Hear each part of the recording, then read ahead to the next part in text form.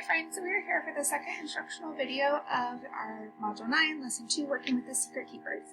So you should have already read pages 280 to 283 and completed that Stop, Think, and Write. We are now on Step 2, and we're going to start by doing a close read of actually two paragraphs that you just read. So we're going to go ahead and be looking at paragraphs 10 and 11 on pages 283, on page 283. So go ahead and get there if you are not there already. We're going to take a closer look. The reason we're taking a closer look is because we are going to be really diving in. I want to get my highlighter out. There we go. Really diving in to the suspense that is created through this, okay? So remember we talked about in Module 9, Lesson 1, how suspense is something that we see a lot of in mysteries. This idea of creating this feeling of suspense, this feeling of what's going to happen next. So how does the author do that within these paragraphs? Well, first is just how he does it, right? What words does he use? Well, we see that he talks about how his heart was racing. He's tense with expectation. And then he's waiting again. He's growing more and more excited. He couldn't tear his eyes away. He began to feel jittery and hot. So this figurative language helps us feel this as well, right? As I'm reading this, I'm starting to get more excited.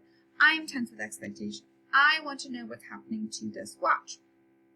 Now, let's talk about why is he doing this, okay? Why is he setting this up? Well, there's a couple reasons why, right? Let me go ahead and get some text. So there's a couple reasons why he might be doing this. The first, I'm going to go ahead and just note down my thoughts right here, is we need to, what did I do? Let's see, hold on. Let's see what I did. I want to do a text box. Okay, and I want to go right. Hold on, friends. Sorry, it's the first time that I'm trying to do this feature. Okay, I want to go right there. Okay, there we go.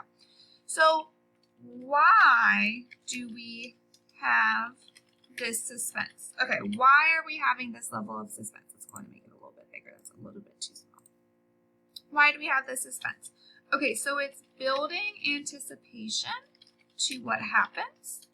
It's also, it's telling me more about the watch. What do we learn about this? Well, we learn that every 15 minutes it stops. And we're also trying to see, like, what happens. What happens when it stops at a particular point? So we're trying to learn all of that. As I'm continuing to read this, I'm continuing to also see that we're still working in the third person. So I was right. I know that it's third person because I have Ruben and he. And if I was to retell what's happening, well, nothing's happening, right? Ruben's trying to figure it out. He's trying to figure out what this watch is doing, what this watch does, and we still haven't found out. All right, go ahead and I'm going to stop leaving you in suspense, and you can go ahead and continue reading. You're going to go ahead and do Step 2, reading pages 284 to 287, and then do a quick retell.